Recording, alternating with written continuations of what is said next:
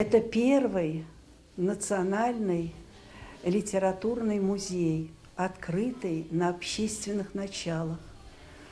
Наша школа была 14-я школа города. Сейчас мы носим другой литер, это 43-й лицей, но музей продолжает свою работу. Начиналось это еще задолго до открытия музея, когда перестала существовать пионерская организация, и надо было около какой-то идеи прекрасной собрать детей, объединиться и идти дальше. И возникла как раз вот эта моя идея создать музей литературы. Эту идею поддержал директор 14-й школы Мария Петровна Мадонова.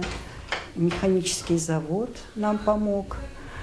И откликнулись также вышестоящие органы, министр образования Иван Алексеевич Богомолов, министр культуры Николай Яковлевич Наумкин. И Республиканский музей был директором Никулин Валерий Сергеевич.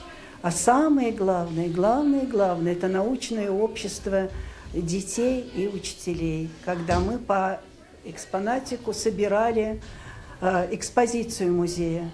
Это фотографии, рукописи, книги с автографами, личные вещи, сувениры.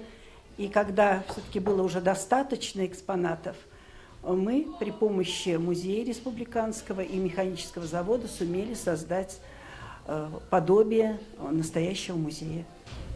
Музей Панжома сёльни сялкуксон кенярхчик спокшва жодемань топалтомак снилейн перс пурнавс книга фотография сюрмадей не кужень материал ткунат ванстость мордоен писательтнь да учёнотни личный архивнеса. Геннадий Гребенцов сюрмадыця сюльнись музей Панжома стонзо, да кода сест истяни игак сайс мельспоросы истяму кенярхчис. Ютасю школын гемени дерды Панжос кенгшись на литературный музей сэнть. Колын гемени не аламу и ламу кода быти. Ютась ламушкась. Ремонстен тусть пексуда писательни сюрмадейтни. Вот. Ну, с ним кадоус катстерям эсэс мельгатешкс, домгатешкс, пару книгат. И пару, что вот Людмила Михайловна Гордеева тешкамс пурне книгат, пурне тизень ломать, конать не лоуныть.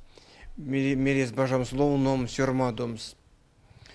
Вот мой койся те вейкистема музеys, когда сон сюпал годы, келей годы, депек пекуацери, пурне пару палду ломать. И какшный мартувейс музей Панжому сакшну стешкань горкоман секретарис Валентин Тарасов, тешка сванстови якстери парсейнись, музей Панжоман тешксась.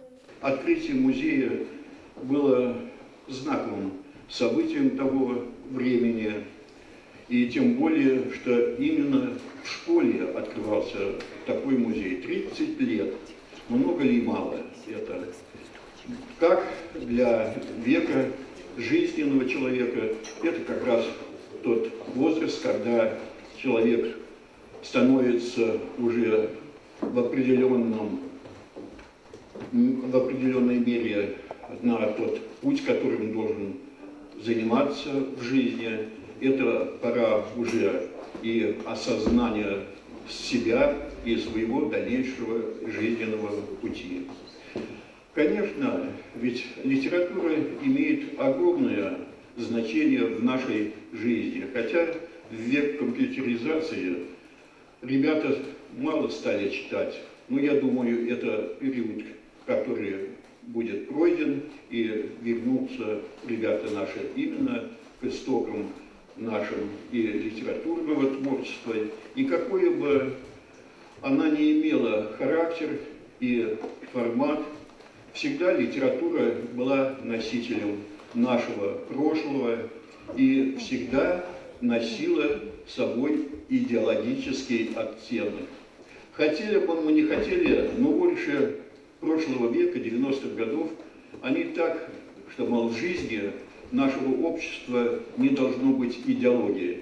Даже вот само отрицание, что не должно быть идеологии, это уже идеология.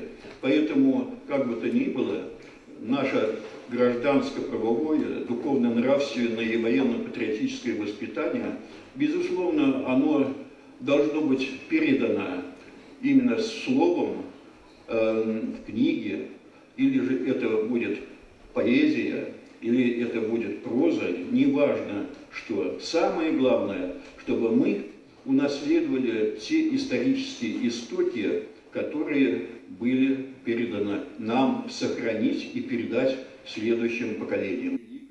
Музей пряутось Розункелин де литература интоналтыцес Мордовень культурен заслуженный вожодицес Людмила Михайловна Гордеева. Сонзу бажамонзу вельде музей скормась вожодями.